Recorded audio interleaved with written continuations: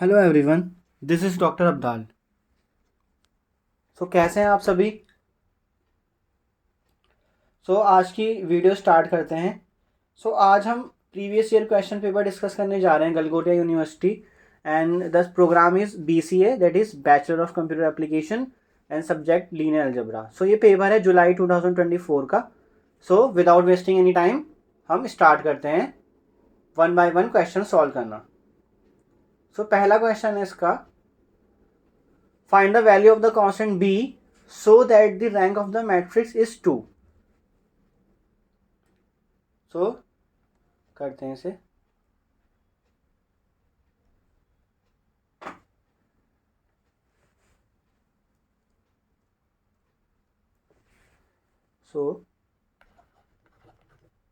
Solution of the question 1। Question क्या है? Find the constant b। तो हमें b फाइंड करना है और मैट्रिक्स क्या दे रखी है आपको? 1 5 4 0 3 2 b 13 एंड 10। इसकी क्वेश्चन में रैंक हमें दे रखी है कि रैंक ऑफ a क्या है, वो है 2 के इक्वल। तो हमें क्या फाइंड करना है? Find the constant b। Constant b हमें इस तरह से फाइंड करना है कि उसकी रैंक 2 आ जाए। अगर किसी मैट्रिक्स की रैंक 2 है और उस मैट्रिक्स में 3 कॉलम्स हैं, तो इसका मतलब उसका डिटरमिनेंट जो है वो नॉन जीरो होगा। ये एक रिजल्ट होता है, तो हम वहाँ से इसको डायरेक्टली अप्लाई कर रहे हैं। अगर इस मैट्रिक्स की रैंक 3 होती, यहाँ पे मैं लिख देता हूँ। फॉर एग्जांपल, अगर रैंक ऑफ ए 3 के इक्वल हो जाती, क्योंकि 3/3 की मैट्रिक्स है, डिटर्मिनेंट ऑफ ए क्या होता? वो नॉन ज़ीरो होता। बट अगर रैंक ऑफ ए वो लेस देन 3 है, डिटर्मिनेंट ऑफ ए क्या होगा? वो 0 के इक्वल होगा। तो बस हमें यही चीज़ यूज़ करनी है इसमें, और यहीं से इसमें इसका आंसर आ जाएगा। हम डिटर्मिनेंट ऑफ ए फाइंड करते हैं और उसको 0 के इक्वल रखते हैं। कैसे फाइंड करते हैं? हम रो के अलॉन्ग करेंगे, फर्स्ट रो के अलॉन्ग, तो 1 5 एंड 4 के अलॉन्ग करेंगे हम। तो कॉलम कैंसिल, रो कैंसिल, बचेगा क्या? बाहर आ गया 1 आपका, and 3 into 10 is 30, minus 13 into 2 26, फिर -5, फिर ये कॉलम ये रो कैंसिल, क्या बचेगा? 10 into 0 -2 into B, and then 4 के अलॉन्ग, तो row column and row cancel हो गया, तो बचेगा क्या? 13 into 0 -3 into B is equal to 0। Simple है बिल्कुल। अब बस इसको और आगे सॉल्व करना है। तो ये क्या हो जाएगा? 4 एंड 0 से मल्टीप्लाई हुआ 0, एंड -5 और -2 प्लस हो जाएंगे, प्लस का 10b एंड माइनस का 12b इज इक्वल टू 0, क्योंकि ये इससे मल्टीप्लाई हो रहा है। 0 का तो कुछ मीनिंग ही नहीं है। तो ये हो गया आपका क्या? 4 - 2b इज इक्वल टू 0। यहाँ से b की क्या वैल्यू आ गई? b इज इक्वल टू 2 आ जाएगा सीधा सीधा। तो हमारे पास b की वैल्यू आ गई, यही आपका आंसर है। यहाँ पे आपका क्वेश्चन ख़त्म हो गया। और अगर आप क्रॉस चेक करना चाहते हो तो आप क्या करो? b की जगह 2 रख के देखो, क्या उसकी रैंक 2 बनेगी? तो आप उसको देखना, चेक करना कि उसकी रैंक 2 बनती है कि नहीं बनती। और अगर आप चाहते हो तो मैं सॉल्व करके भी दिखा सकता हूँ उसको। जैसे कि मैंने इसमें 1 5 4 0 3 2, ये हम क्या कर रहे हैं? ये हम जस्ट क्रॉस चेक कर रहे हैं। इसकी ज़रूरत नहीं है आपको क्वेश्चन में। b की वैल्यू क्या आई थी?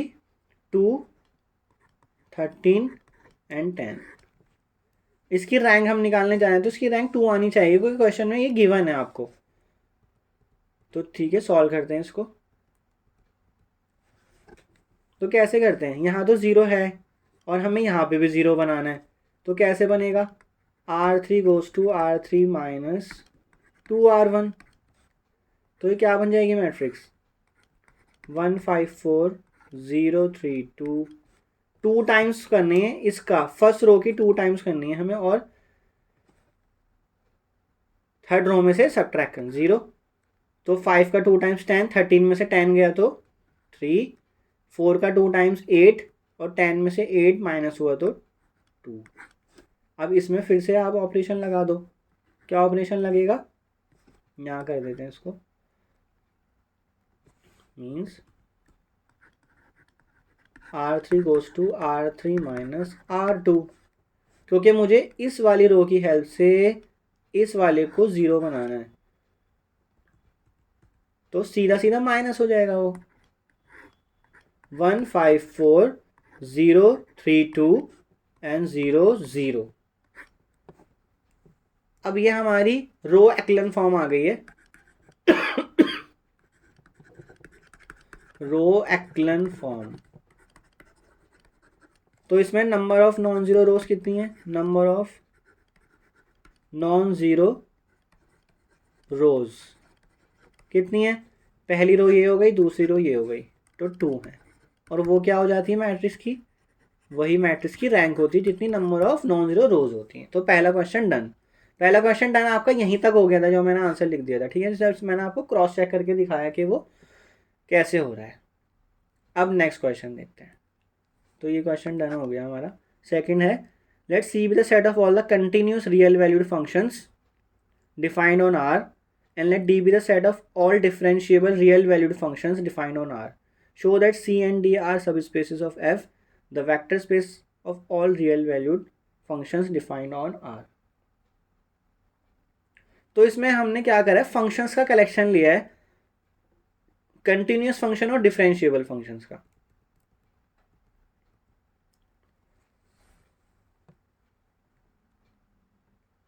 सो क्वेश्चन नंबर 2, तो एक स्पेस इन्होंने एक सेट डिफाइन करा है सी, क्या डिफाइन करा है देखिए, let's C be the set of all continuous real valued function define on R.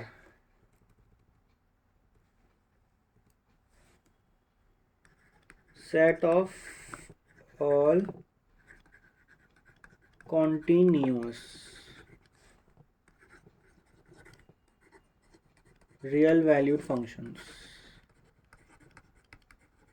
on R, मतलब उनकी डोमेन भी रेंज होगा और रेंज भी, डोमेन भी उसका R होगा, सेट ऑफ रियल नंबर होगा, और रेंज भी सेट ऑफ रियल नंबर होगा। मीन्स सी में, सी एक पूरी की पूरी ना फैमिली है, एक पूरा का पूरा सेट है सी, उसमें अगर कोई फंक्शन बिलोंग करेगा ना तो फंक्शन कैसा होगा, वो फंक्शन R से R पर ही डिफाइन होगा और वो फंक्शन कॉन्टीन्यूस होगा। कॉन्टीन्यूस की शॉर्ट फॉर्म हम CTS लिखते हैं, कॉन्टीन्यूस होगा वो, ठीक है। अब जिनको कॉन्टीन्यूस फंक्शन नहीं पता है वो बस फंक्शन इस तरह से होते हैं, आप इस तरह से देख लो उनको, कि अगर उस फंक्शन का ग्राफ बनाओगे ना तो उस फंक्शन का ग्राफ कहीं पे भी ब्रेक नहीं होगा, वो हमेशा कंटिन्यूशन में चलेगा। तो कंटिन्यूअस वर्ड कंटिन्यूएशन वर्ड से ही है, तो उस फंक्शन का ग्राफ हमेशा कंटिन्यूसली चलता रहेगा, उसमें कहीं भी ब्रेक नहीं आएगा। तो इस तरह के फंक्शंस को हम क्या कहते हैं, कंटिन्यूस फंक्शंस। तो हमारे पास सब स्पेस प्रूफ करने की डेफिनेशन क्या होती थी, मैंने अपने प्रीवियस लेक्चर में जो हमने लीनियर अलजेब्रा की प्लेलिस्ट बनाई है उसमें मैंने सब स्पेस की डेफिनेशन में कुछ एग्जांपल भी प्रूफ करे हैं, वो आप जाके देख सकते हो। तो अगर कोई भी W होता है वो किसी वेक्टर स्पेस V का सब स्पेस कब बनता है, जब alpha W1 plus beta W2 W में बिलोंग कर जाए। और W1 W2 कहाँ से आते हैं, वो आते हैं W से, और अल्फा बीटा कहाँ से आते हैं, वो फील्ड से आते हैं। फील्ड हम R ले रखे हैं यहाँ पे, set of real number field ले रखी है हमने यहाँ पे। अब यहाँ पे W के प्लेस पे आपको C दिया गया है, तो आपको C को प्रूफ करना है, क्या C सब स्पेस है किसका, तो देखते हैं किसका पूछा गया है। Show that C and D are subspace of F। F क्या है, the vector space of all real valued functions on R। अब F क्या है ये मैं आपको बता देता हूँ। F एक्चुअल में क्या लिया गया है, सेट ऑफ ऑल फंक्शंस, मतलब इसमें दुनिया के सारे फंक्शंस हैं, फंक्शन के साथ रियल वैल्यूड भी है, मतलब उसकी रेंज भी रियल है, set of all real valued functions on R, functions on R. मतलब कि अगर कोई भी फंक्शन एफ, आप एफ कैपिटल फैमिली एफ में ले रहे हो, तो वो कोई सा भी फंक्शन हो सकता है जिसका डोमेन आर है और उसकी रेंज भी आर है। ठीक है, तो हमें क्या प्रूफ करना है, हमारा क्लेम क्या बन रहा है यहाँ पे, तो हमें क्लेम सी इज अ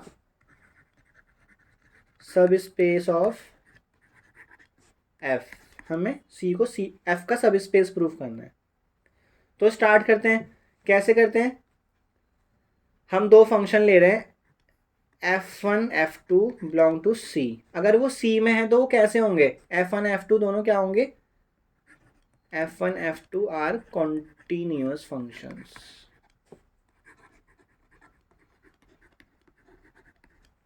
अब हमें क्या करना है, जो हमारी डेफिनेशन होती है alpha w1 plus beta w2, तो w1 की जगह हमने f1 लिया और w2 की जगह हमें दो एलिमेंट लेने होते हैं ना। यहाँ पे w ना हो गया, आपकी c है सेट, और c में हमने दो एलिमेंट ले रखे हैं f1 और f2, जो कि मैंने आपको यहाँ पे लिख के भी दिखाया है इधर। ठीक है, अब क्या ये एक सब क्या ये c में जाएगा, तो इसका रीज़न आपको यहाँ देना पड़ेगा। जैसे ये जाएगा तो इसका रीज़न क्या है, since scalar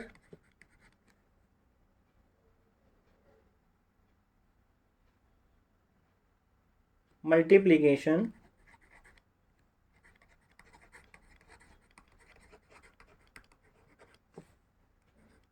of continuous function is continuous. इसका क्या मतलब है, मीन्स अगर आपके पास कोई एफ कॉन्टिन्यूस फंक्शन है और आप उसे किसी नंबर से मल्टीप्लाई करते हो तो वो कॉन्टिन्यूस ही रहता है। फॉर एग्जाम्पल आपके पास एफ नंबर है, आपने उसको √3 से भी मल्टीप्लाई करा तो वो कॉन्टिन्यूस ही रहेगा। कोई कंटिन्यूस फंक्शन है एफ, आपने उसको अल्फा से मल्टीप्लाई कर दिया तो वो कॉन्टिन्यूस ही रहेगा, उसको 0 से मल्टीप्लाई कर दिया तो वो कॉन्टिन्यूस ही रहेगा। तो एक तो रीज़न ये आ गया। दूसरा रीज़न है and since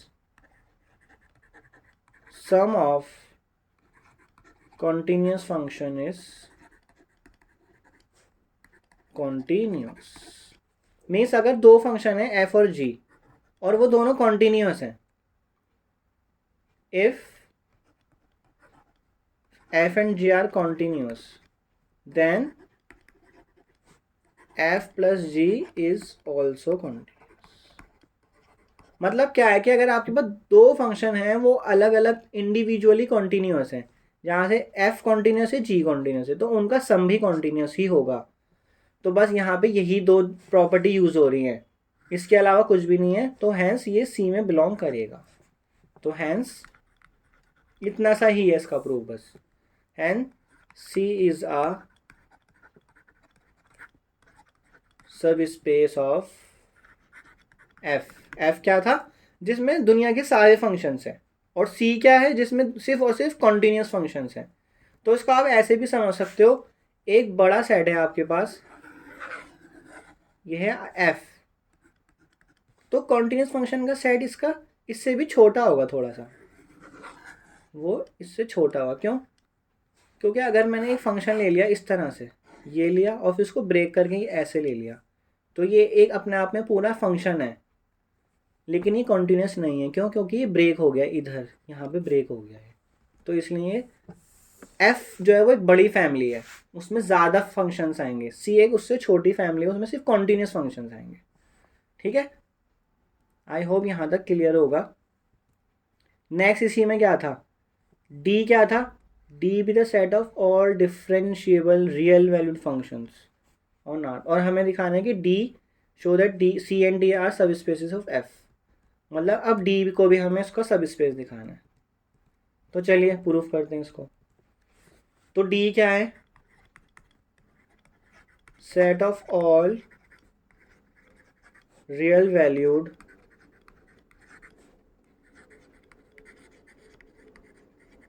differentiable functions.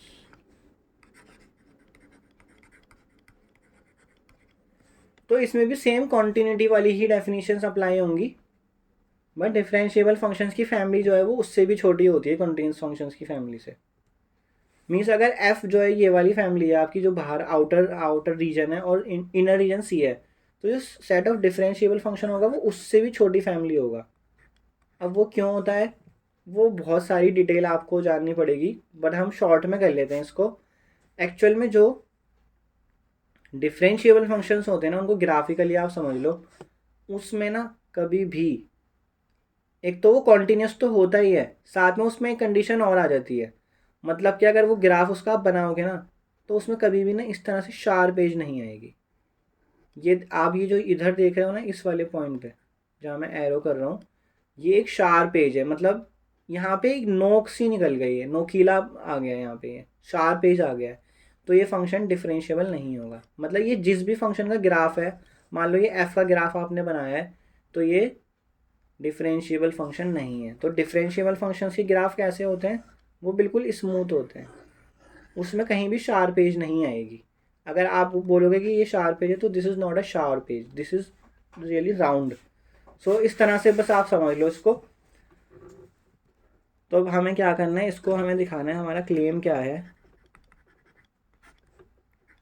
D is a vector subspace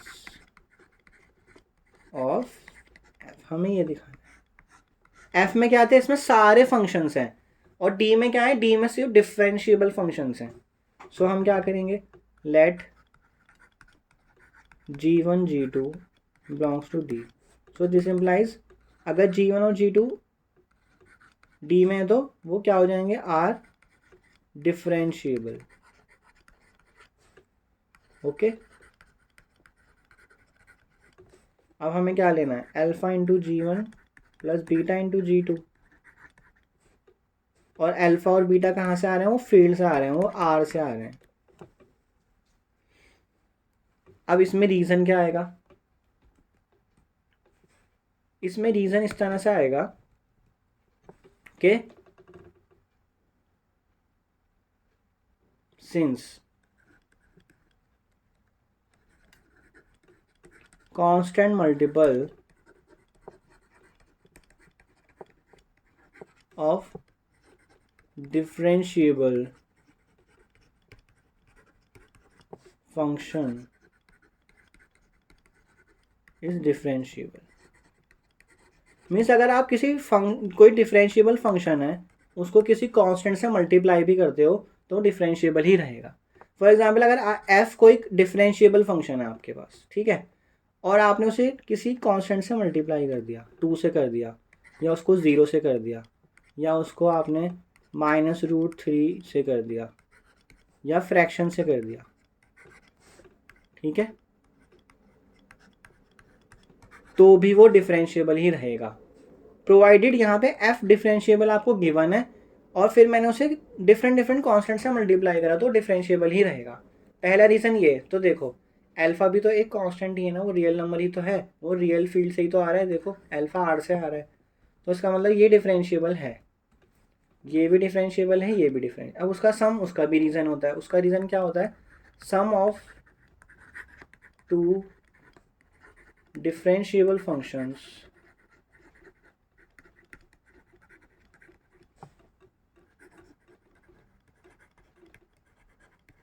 are differentiable.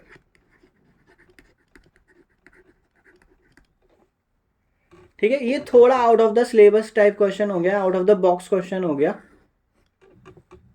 तो अगर इतना भी क्वेश्चन कुछ इस तरह से कुछ घुमा के भी कोई क्वेश्चन पूछा जाता है तो आप एटलीस्ट ये रीजन तो लिख ही सकते हो कि constant multiple of differentiable function is differentiable and sum of two differentiable function is differentiable. And similarly continuous में भी ऐसे ही लिखा था, scalar multiplication of continuous function is continuous, ठीक है, या फिर constant multiple of continuous function भी लिख सकते हो आप। सिमिलरली यहाँ पे लिखा था ये, और ये sum of continuous function is continuous. तो ये दो रीज़न आपके होने ही चाहिए। तो ये हमारा सेकंड क्वेश्चन यहाँ कंप्लीट हो जाता है। ये कहाँ बिलोंग करेगा, ये वापस से डी में ही बिलोंग करेगा।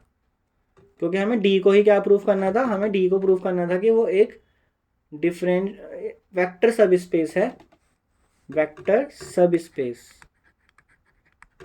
Of F. ठीक है, हेंस डी इज अ सब स्पेस ऑफ। तो यहां तक हमारा क्वेश्चन नंबर 2 कंप्लीट हो गया। अब हम नेक्स्ट क्वेश्चन देखते हैं। सो क्वेश्चन नंबर 3 कहता है let a is equal to C B C inverse and show that a to the power 6 is equal to C B to the power 6 C inverse. ठीक है, मतलब एक्चुअल में हमें a की पावर 6 निकालना है, और अगर आपको a गिवन है, a की वैल्यू क्या है, सी बी सी इनवर्स, तो ये बहुत ही आसान क्वेश्चन है। सो क्वेश्चन नंबर 3 का सोल्यूशन क्या है, आपको a दे रखा है C B C inverse. Inverse क्या होता है, किसी भी ये मैट्रिक्स की बात हो रही है, ए बी सी ये सब मैट्रिसेस हैं, उनका इनवर्स लिखा गया है यहाँ पे। अब यहाँ पे एक प्रॉपर्टी यूज होगी, वो कहता है कि अगर डी कोई मैट्रिक्स है, डी इनवर्टिबल मैट्रिक्स है, मतलब उसका इनवर्स एग्जिस्ट करता है, तो डी इंटू डी इनवर्स या फिर डी इनवर्स इंटू डी, वो किसके इक्वल होता है, आइडेंटिटी मैट्रिक्स के। मान लो ये n क्रॉस n मैट्रिक्स है कोई, तो ये n cross n identity matrix होगी। और एक प्रॉपर्टी और होती है, पहली तो ये यूज़ हो रही है, दूसरी क्या यूज़ होगी कि अगर आप आइडेंटिटी मैट्रिक्स को किसी भी मैट्रिक्स से मल्टीप्लाई करते हो, फॉर एग्जांपल m कोई मैट्रिक्स है,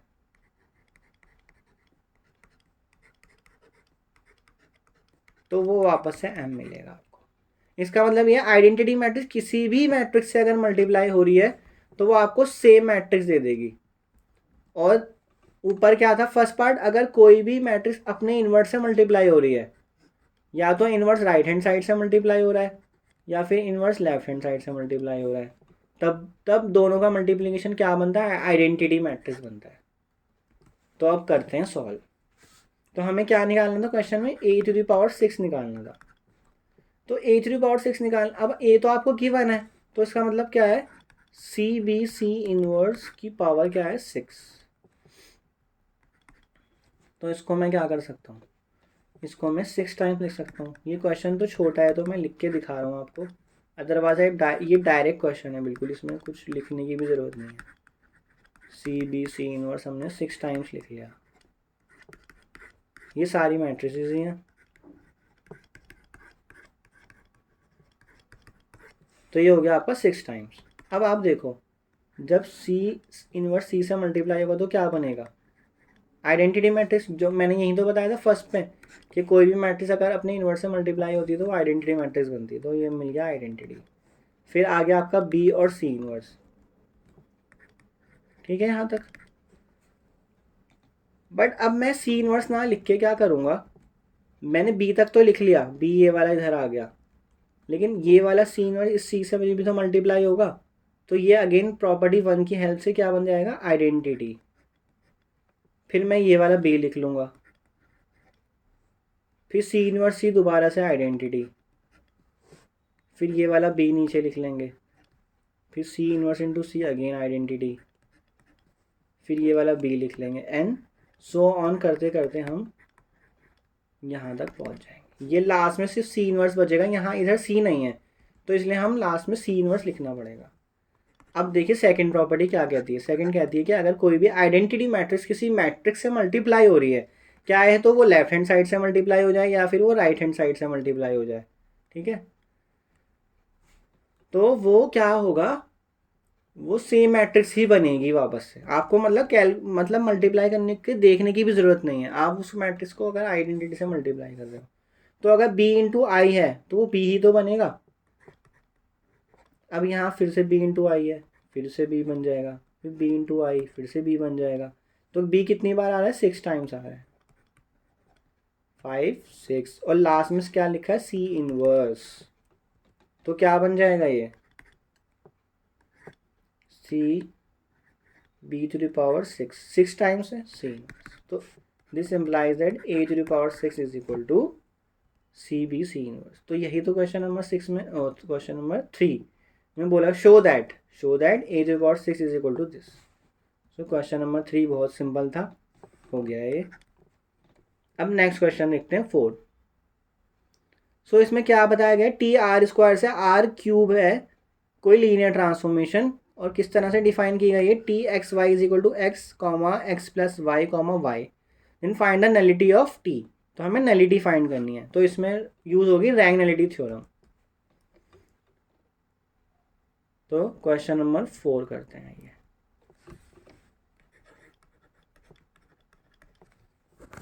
तो हम ये क्वेश्चन पेपर 2 पार्ट में ही सॉल्व कर पाएंगे, क्योंकि थोड़ा लेंदी हो जाएगा, क्योंकि मुझे एक्सप्लेनेशन बहुत देनी पड़ती है। अदरवाइज़ ये मुश्किल से आधे घंटे या 1 घंटे का पेपर समझ लीजिए इसको। सो टी हमें क्वेश्चन में गिवन था, मैं क्वेश्चन यहाँ दोबारा से एक बार शॉर्ट में लिख देता हूँ। टी एक्स वाई क्या दे रखा है आपको, X comma X plus Y comma Y. तो हमें क्या फाइंड करना है, नलिटी ऑफ टी, ये हमें फाइंड करना है। तो टी की नलिटी फाइंड करने के बजाय हम क्या करेंगे, हम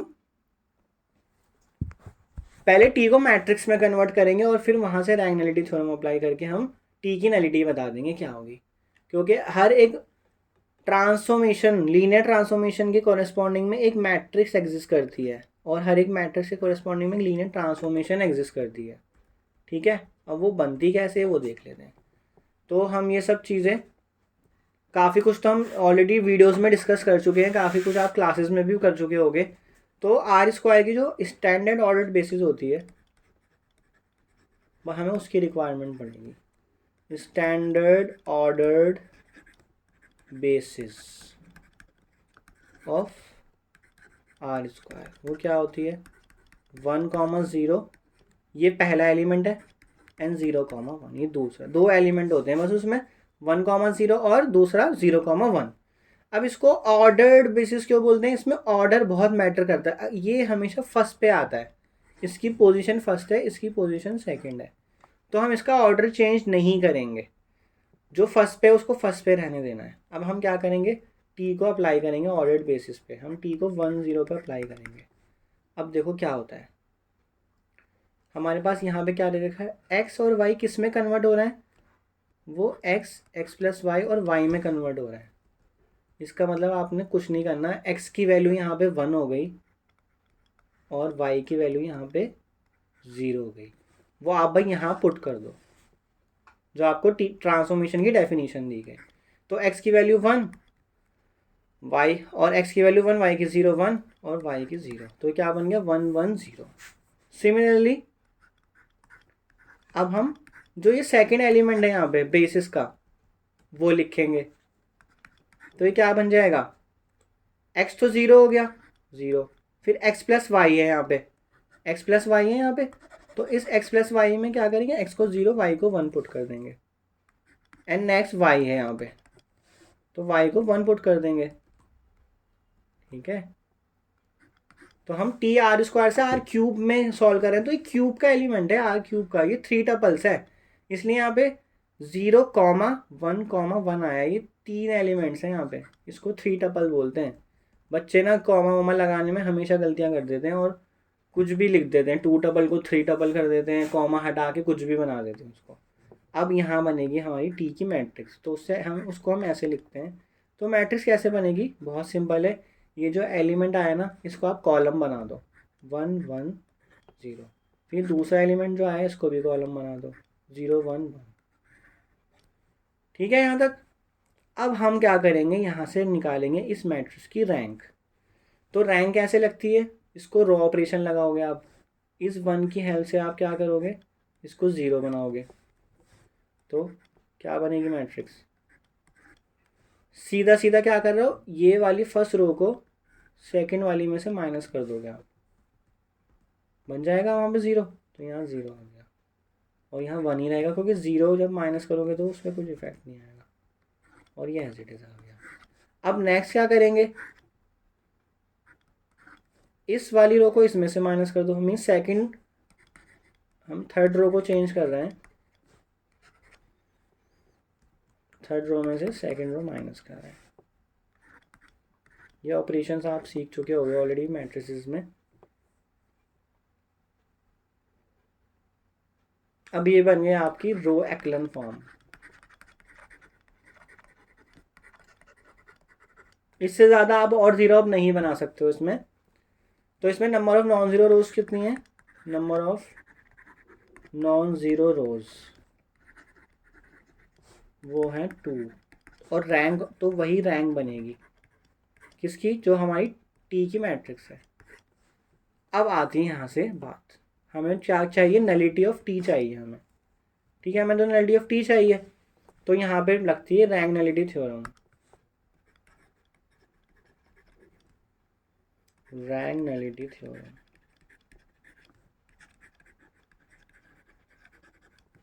हम टी के लिए कर रहे हैं ना।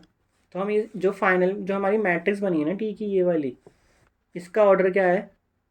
3 रोज हैं एंड 2 कॉलम्स हैं इसमें, है ना। 3 रोज हैं एंड 2 कॉलम्स हैं। यही तो रिड्यूस होके आ रही है ये। तो ये क्या कहती है?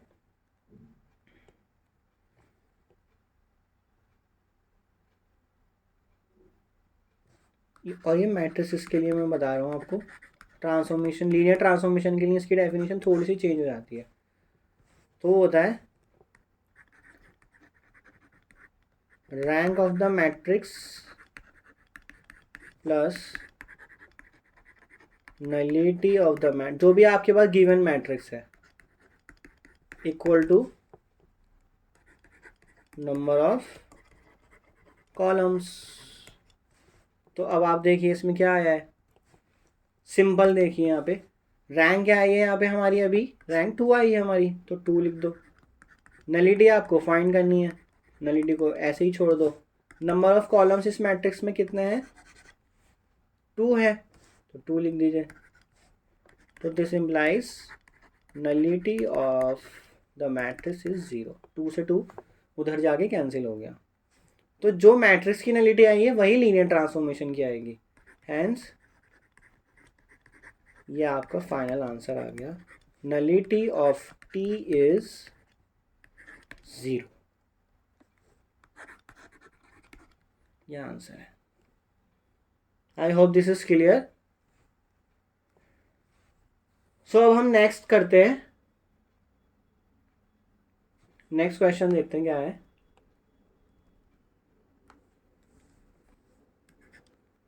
Consider the matrix 2 3 x y if the given values of a are 4 and 8, then find the values of x and y. If the eigenvalues of a are 4 and 8, ठीक है, क्या है मैट्रिक 2 3 xy।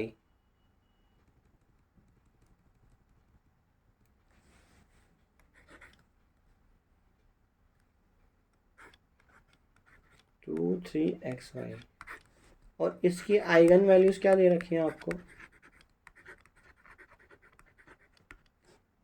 4 and 8 दे रखी है। ठीक है ना, इतना ही दे रखा है इसमें। तो x और y फाइंड करना है हमें। तो ये हमारा क्वेश्चन नंबर 5 है। सो फाइंड करना है हमें x एंड y। तो करते हैं इसको फाइंड।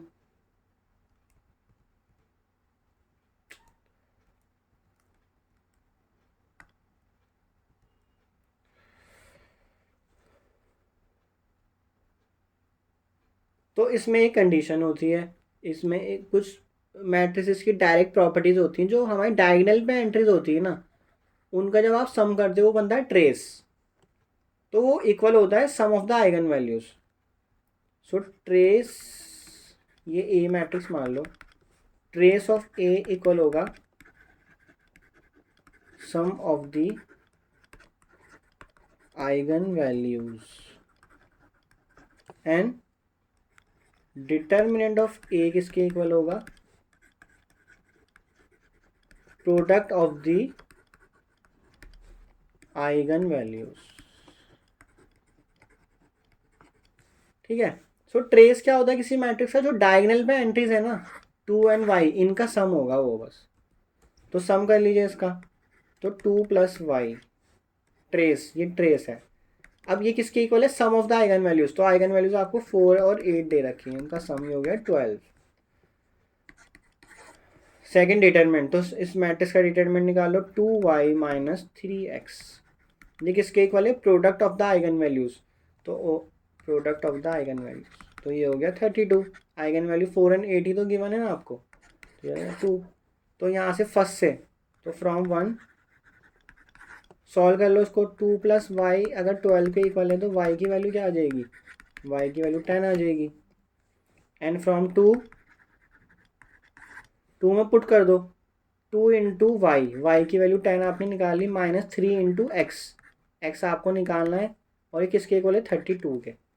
तो ये हो गया 20 minus 3x is equal to 32।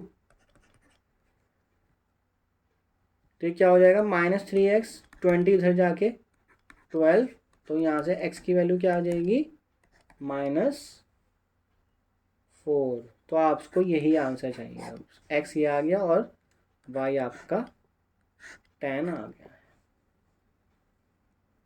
I hope this is clear.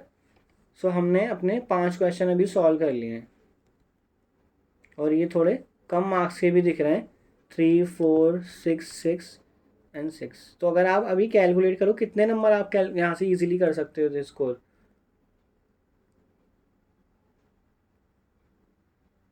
25 marks के तो आपकी इतना ही पोर्शन कवर हो गया। तो नेक्स्ट क्वेश्चन देखते हैं, क्वेश्चन नंबर 6। क्या है ये question number 6,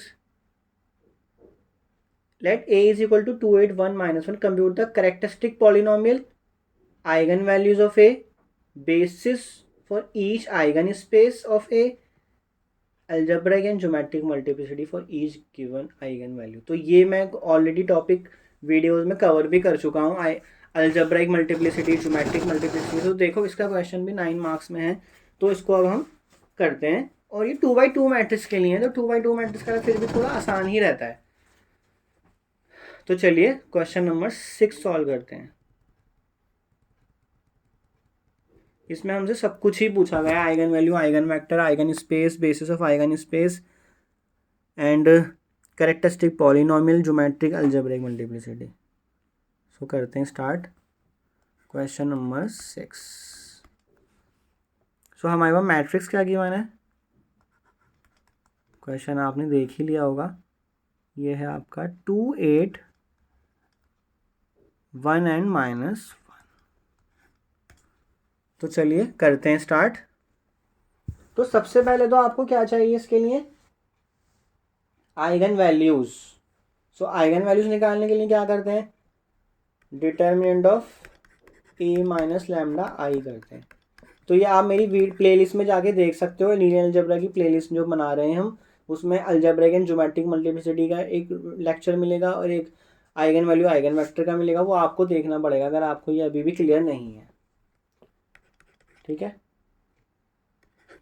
so determinant of a minus lambda, तो मतलब सिर्फ और सिर्फ डायगोनल पे चेंज आ गया, 1 -1 minus lambda is equal to 0।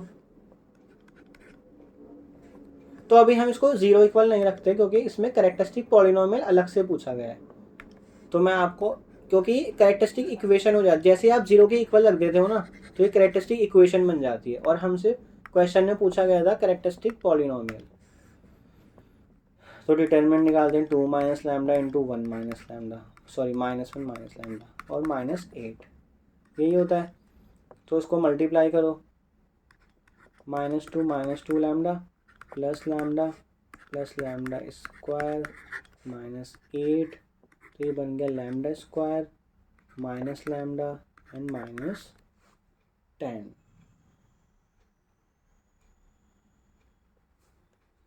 तो ये आपका आ गया कैरेक्टरिस्टिक पॉलिनोमियल।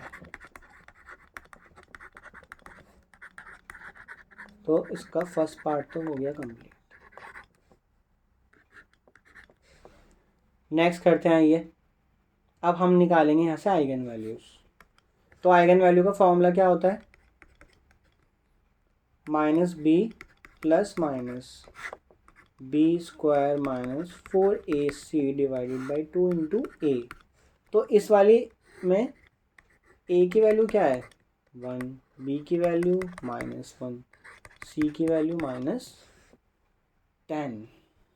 तो रख दो इसको, बी की वैल्यू रख दो, तो माइनस की है तो वो minus minus plus, B square is 1 हो जाएगा, -4 into A into C divided by 2 into 1।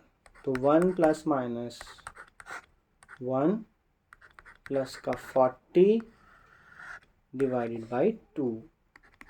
तो पहला इसमें आइगन वैल्यू आ गई 1 प्लस, तो ये आ रहा है इरेशनल नंबर। तो बस ये थोड़ी सी प्रॉब्लम क्रिएट करेगा। तो इसमें आपकी 2 आइगन वैल्यूज आ गई। ठीक है, आइगन वैल्यूज। अब हम आइगन वैल्यूज की हेल्प से क्या निकालते हैं, आइगन वेक्टर। तो करते हैं सॉल्व आइगन वेक्टर। कैसे करते हैं, एक आइगन वैल्यू उठा लेते हैं 1 प्लस √41/2 और वहां से आइगन वैल्यू निकालना सॉल्व करते हैं। Eigen vector, sorry, eigen vector कोई मुश्किल नहीं है वैसे, बहुत आसानी से हो जाएगा। Eigen vector for lambda is equal to 1 plus √41/2। ठीक है, अब आइए करते हैं, कैसे निकालते थे ये, जल्दी जल्दी करते हैं। तो हमने सीखी भी हुई है बहुत अच्छे से चीज़ें। I minus lambda X is equal to 0। तो ए की वैल्यू पुट करते हैं। ए क्या है 2 8 1 -1 मैट्रिक्स थी। अब यहाँ आ जाएगा आपका लैम्डा। लैम्डा क्या है आपका 1 plus √41/2 into the identity matrix. और ये पूरा किससे मल्टीप्लाई होगा, X Y factors column matrix से। अब इसमें क्या होगा, सिर्फ 1 1 से मल्टीप्लाई होगा। ये बाहर जो वैल्यू लिख रखी हुई है ना, ये वाली वैल्यू इस 1 1 से मल्टीप्लाई होगी और फिर वो डायगोनल पे से माइनस हो जाएगा इसके डायगोनल पे से। तो मैं डायरेक्टली कर दूं उसको, क्या बनेगा ये 2 माइनस 1 प्लस √41/2। डायगोनल पे ही तो चेंज हो रहा है ना बस, और ये डायगोनल दूसरा वाला -1 और माइनस का 1 प्लस √41/2।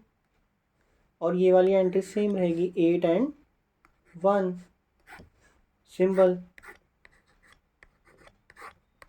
इसमें अगर स्टूडेंट कहीं गलती करेंगे तो वो हल्की सी कैलकुलेशन में ही गलती कर सकते हैं, अदरवाइज आपको सब कुछ आता है, कैलकुलेशन ही देखनी है आपने। तो एलसीएम ले लेते हैं, यह आ जाएगा 4। तो ये आप ध्यान रखना, ये यहाँ तक है और फिर माइनस का बाहर है ये सिंबल, ये पूरा इसके साथ है। ठीक है ना, ये पूरी एक टर्म है, इसका हम एलसीएम ले रहे हैं। तो नीचे डिवीजन में क्या है 2 है, तो इसकी 2 एलसीएम ले लिया, तो 4 फिर माइनस, ये पूरा आ जाएगा। मैं चीज़ें बहुत ध्यान से कर करके दिखा रहा हूँ आपको ताकि गलती ना हो। फिर 2 एलसीएम आया, माइनस का 1 माइनस 1 प्लस √41, ये पूरा हो गया आपका एक्स वाई 0 0। फिर करते हैं नेक्स्ट स्टेप, क्या बन जाएगा ये 4 - 1 3 और फिर माइनस से माइनस के साथ आ जाएगा √41, ये 1 आ गया। अब यहाँ पे क्या बनेगा 1 - 1 -1 -1 -2 एंड माइनस का √41। Clear, divided by 2।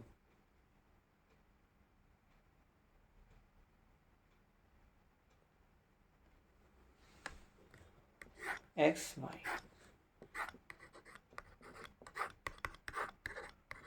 तो 9 मार्क्स का क्वेश्चन है, थोड़ी तो कैलकुलेशन करनी ही पड़ेगी ना आपको। अब हम क्या करते थे,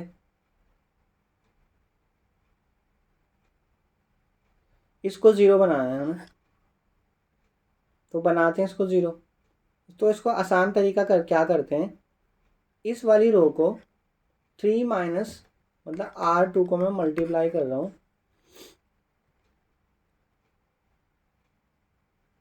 या हम चाहें तो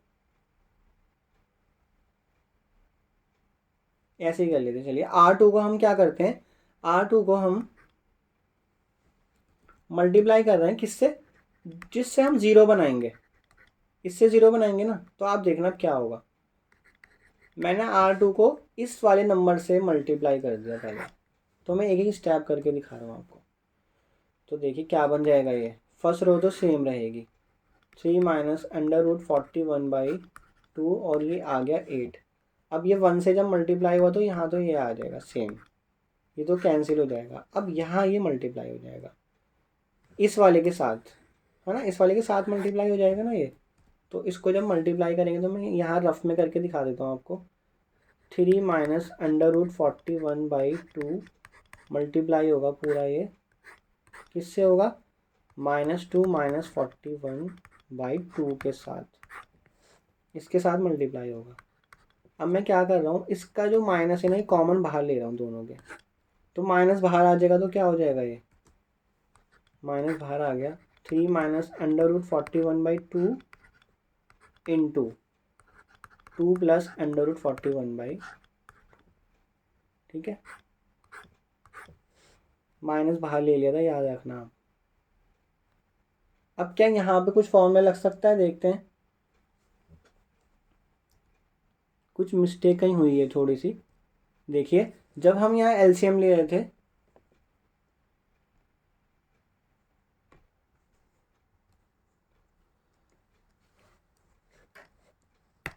कहाँ पे, यहाँ,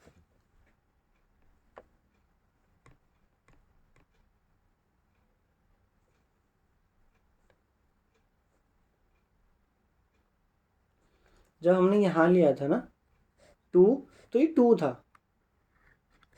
बताने में ज़्यादा समझाने में ही गलतियाँ हो जाती हैं, ठीक है। तो ये क्या हो जाएगा नीचे वाला, फिर ये हो जाएगा आपका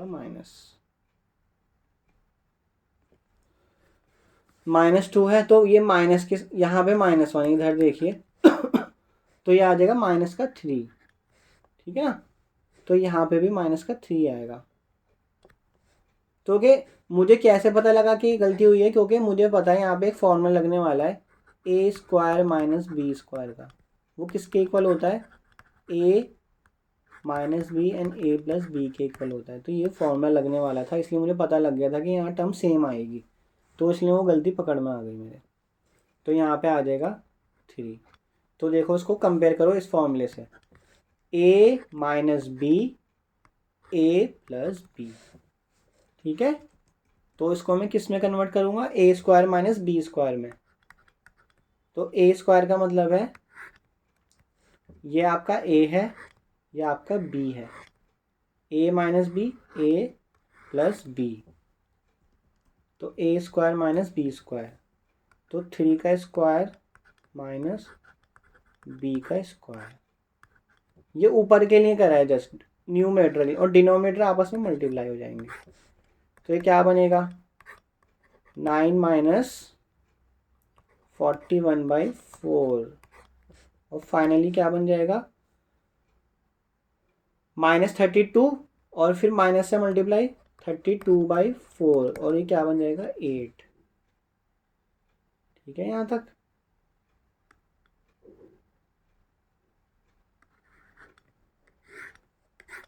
देखो आपने क्या जादू हो गया यहाँ पे, नीचे वाली रो बिल्कुल सेम आ गई।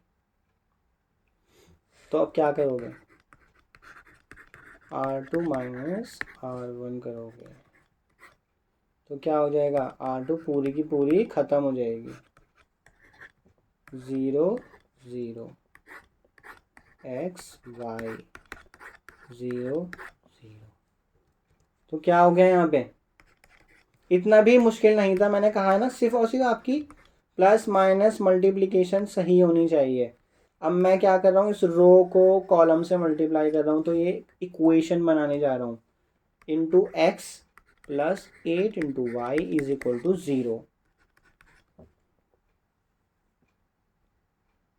तो यहाँ से इसको हम लेफ्ट हैंड साइड पे ले जाते हैं,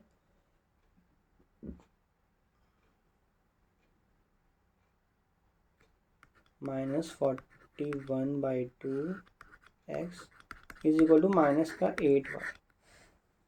ठीक है, यहाँ तक क्लियर है। अब इसमें एक वैल्यू दूसरी वैल्यू पे डिपेंड हो रही है। कैसे हो रही है देखो, y की वैल्यू अगर मैं -8 से यहाँ नीचे डिवाइड कर दूँ तो -16 हो जाएगा, तो y की वैल्यू क्या हो जाएगी 3 माइनस √41 डिवाइडेड बाई -16, ये हो जाएगा। क्लियर है, और साथ में x आ जाएगा। So take x is equal to, तो x को कुछ भी ले लो आप, y की वैल्यू निकल के आ जाएगी।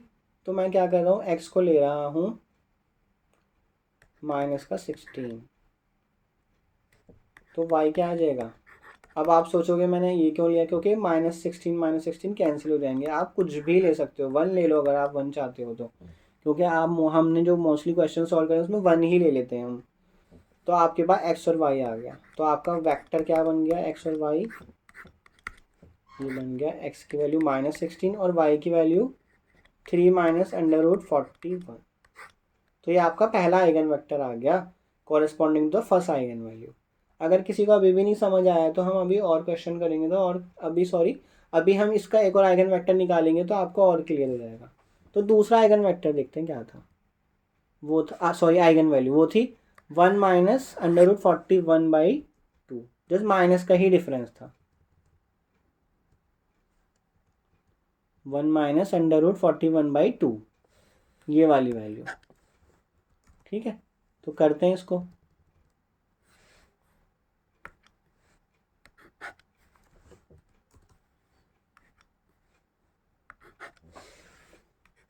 So eigenvector for 1 माइनस √41/, तो इसके लिए सॉल्व करते हैं ये। अब हम और फास्ट कर सकते हैं क्योंकि हमने ऊपर उसका पैटर्न सीख लिया है कि पैटर्न क्या बन रहा था ऊपर। तो a की वैल्यू रख दीजिए, क्या है 2 8 1 minus 1 minus 1 minus √41/2 into the identity matrix into x 0 0। सो सिर्फ डायगोनल पे से ही माइनस होगा ये, तो माइनस √41/2। तो गलतियां हो जाती हैं तो आपको पता भी लग जाना चाहिए कि गलती क्यों हो रही है, कहाँ हो रही है। ठीक है, कैलकुलेशन में ही गलतियां होंगी अगर होंगी तो, जैसे अभी ऊपर हो गई आपसे डिस्कशन करते करते,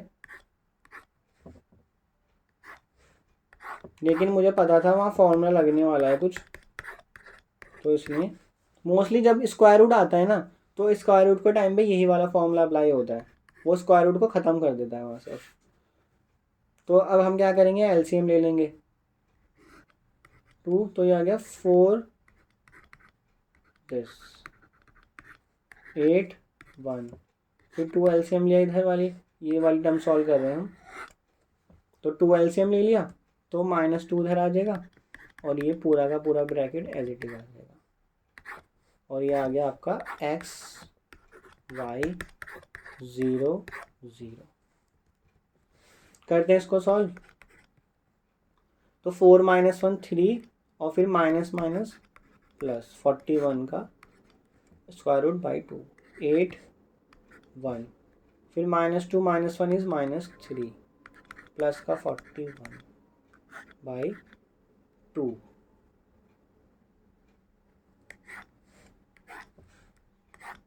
x y 0 0। अब हमें क्या करना है, हमें ये 0 बनाना है। तो 0 बनाने के लिए हम क्या करेंगे, R2 को, बहुत तरीके होते हैं किसी भी सिस्टम को सॉल्व करने के। कभी कभी मैं क्या करता हूँ, इस 1 को इस पोजीशन पे ले जाता हूँ, तो वैसे भी कर सकते हो आप। आंसर हो सकता है आइगन वेक्टर डिफरेंट आए, लेकिन आइगन वेक्टर आएगा ज़रूर आपका।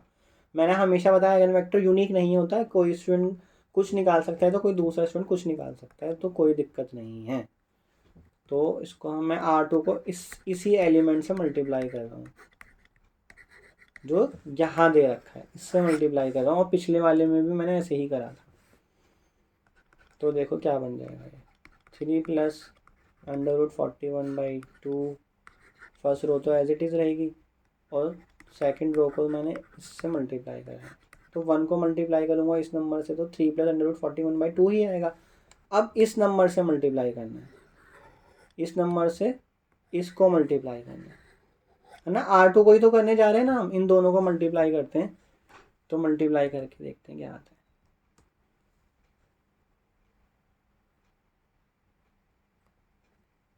तो मैं इसको कैसे लिख रहा हूँ देखो,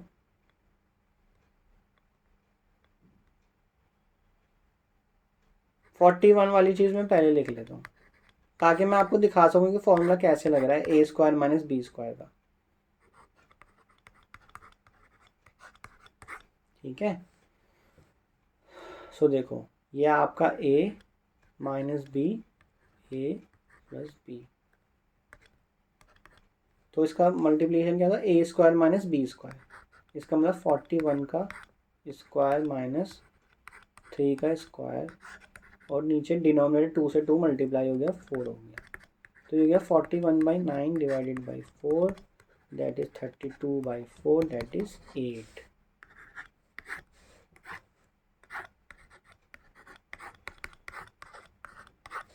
ये आ गया 0 0।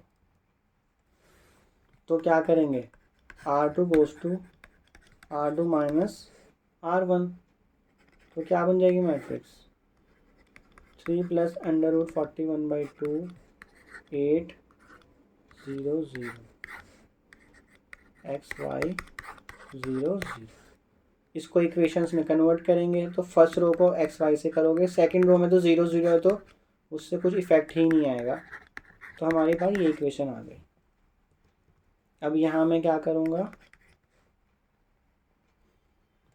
इसको मैं राइट हैंड साइड पे ले जाता हूँ, तो ये क्या हो जाएगा 41/2 x is equal to minus का 8y, और y की वैल्यू निकाल लेते हैं √41 बाई माइनस का 16x is equal to Y. So take x is equal to minus का 16, तो this implies y is equal to क्या आ जाएगा 3 प्लस √41। सो आपका ये आइगन वेक्टर है। ठीक है, सो आपसे क्वेश्चन में और क्या क्या पूछा गया था, आइगन वैल्यूज आ गई, आइगन वेक्टर्स आ गए। नेक्स्ट क्या पूछा गया था आपसे, basis of each eigen space. तो हम क्या करते हैं,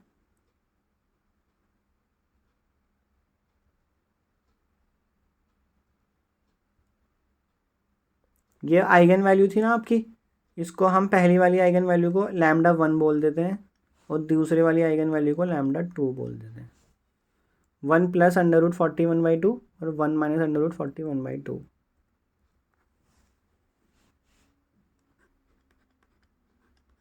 λ1 के कोरेस्पॉन्डिंग में।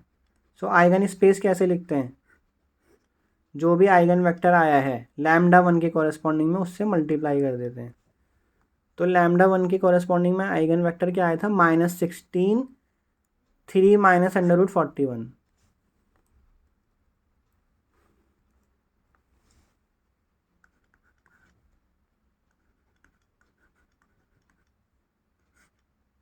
ठीक है, यही आया था। और ए कहाँ बिलोंग करेगा, A belongs to set of real number. कौन सा आइगन वेक्टर लिखा है हमने, ये जो फर्स्ट वाला आया था, फर्स्ट वाली आइगन वैल्यू के लिए -16 और 3 माइनस √41, तो ये आ गया आइगन स्पेस। अब सेकंड आइगन वैल्यू के कोरेस्पॉन्डिंग में जो अभी आइगन वेक्टर आपके सामने लिखा है ये टिक वाला, तो a इंटू -16 3, बस जस्ट प्लस का ही डिफरेंस है। a belongs to set of real number, ये आ गया आपका आइगन स्पेस। अब बेसिस, फर्स्ट बेसिस क्या आएगी आइगन स्पेस की, बेसिस ऑफ E λ1, वो कुछ भी नहीं है, वो आइगन वेक्टर है। मैंने तो आपको ये वीडियो में बताया ही था कि आइगन वैल्यू आइगन वेक्टर निकालने के बाद ये काम जो 2 मिनट का ही होता है। And bases of eigen space E lambda 2 -16 3 तो दोनों को लिखने का थोड़ा सा ही डिफरेंस है। इसको हमने सेट फॉर्म में लिखा है ये भी सेट, बट इसमें पूरा स्पेस लिखा है हमने। इसको ए से मल्टीप्लाई करने का मतलब है इसमें सारे के सारे आइगन वेक्टर के मल्टीपल्स आएंगे। मैं उसको ए यहाँ पे ए चेंज करता रहूँगा, ए 2 3 4 0 1 5 √2 √3 -16 -28 कुछ भी लिख सकता हूँ ए को मैं, तो उसका मल्टीपल बनता चला जाएगा। फिर A M and G M, so algebraic multiplicity of lambda 1। Lambda 1 याद है ना क्या है आपका फर्स्ट आइगन वैल्यू, तो वो रिपीट नहीं हो रही ना, तो 1 आ गया। और उसके कॉरेस्पॉन्डिंग में आइगन वेक्टर कितने आए थे, एक ही आया था, तो geometric multiplicity of lambda 1 is again 1।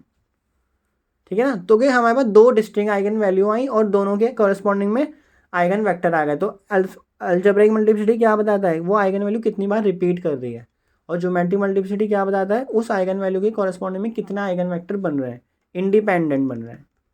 तो algebraic multiplicity of lambda 2 is 1 again.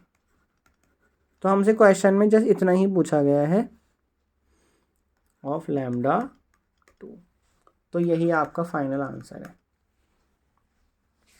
तो हमने कितने क्वेश्चन सॉल्व कर लिए, ये हमने 6 क्वेश्चन सॉल्व करा है। सो रिमेनिंग क्वेश्चन हम नेक्स्ट वीडियो में सॉल्व करेंगे। So thank you so much, practice करते रहिए, प्रीवियस ईयर क्वेश्चन को सॉल्व करते रहिए और वीडियोस को देखिए अच्छे से, आपको कॉन्सेप्ट क्लियर तभी होंगे। So thank you so much, फिर मिलते हैं नेक्स्ट वीडियो में।